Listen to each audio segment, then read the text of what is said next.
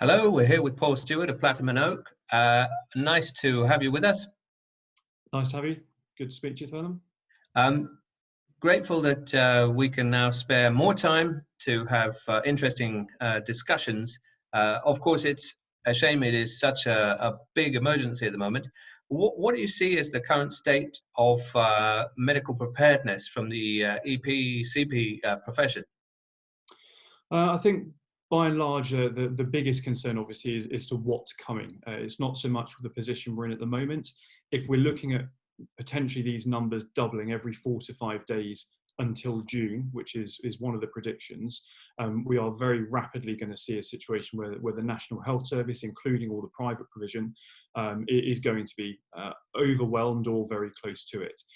The best thing we can do as a protective industry is actually try and avoid it. For the majority who are not in the risk groups or outside of those age ranges, that is about this social distancing, which is so crucial, but often hardest to achieve in groups where one knows one another. There's a trust, there's an intimacy within families, so in enforcing that within properties, within small businesses, or within the protective environment is step one, without question. The vast majority of us, if we get this, are going to be absolutely fine. We will have a pretty rough week or two and we'll move through it. It's trying to protect those at higher risk. So I suppose the specific concerns from a protective element are where you are looking after one of those high risk groups, in which case avoidance, isolation, and trying to keep everything as clean as possible is really your best line of defence. So what would you advocate for the employed close protection operative, to look after an often 70 plus principal? What are they going to have to do now? Because they still need to look after them. Absolutely. So, as we all know, sometimes getting a protectee to protect themselves is the hardest part of the role. So we're trying to encourage people that although you may have large estates, multiple sites, so moving from home to home to home, is actually to try and encourage that to stop in the first instance.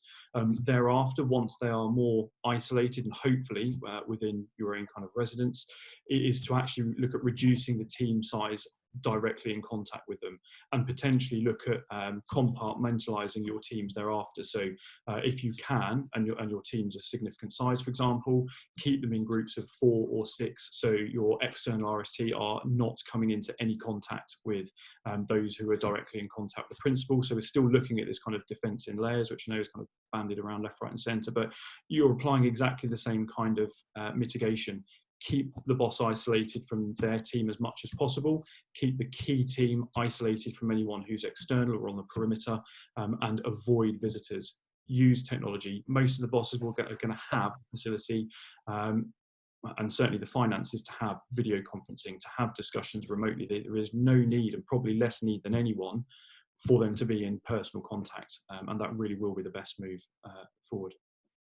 Okay, fantastic. Well, what about those colleagues out there who may be underemployed at the moment, but they're thinking of some skills? Because, of course, the age-old joke, I suppose, was they love training, some evasive driving, or they love some sort of tactical weaponry training, but they often neglected medical training. What can they do now? Without question, you're absolutely right, and it's the bombs and bullets that kind of draws the appeal to some in terms of the medical. Even when you're doing the med courses, and I've delivered countless of them, people are still fixated on this massive trauma.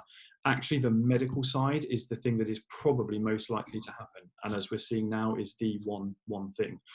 Considerations need to be around simple things like taking temperatures, the selection of temperature device. So if you can, infrared hands-off thermometers rather than anything you're going to have to stick in someone's ear, under someone's tongue, monitoring them and keeping very simple charts. What is their temperature today? What is their temperature tomorrow? So you start to pick up these trends early, so you can then act accordingly.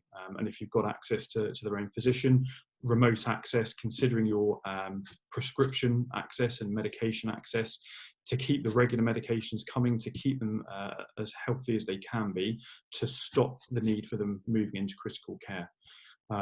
The step up, if there is a concern, if the principal is becoming unwell or there are fears of becoming unwell, is to really consider early where your medical assistance is going to come from.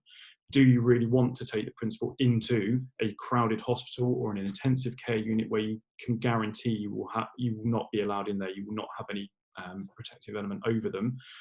Or do you investigate facilities of bringing those medics, bringing those teams to the principal?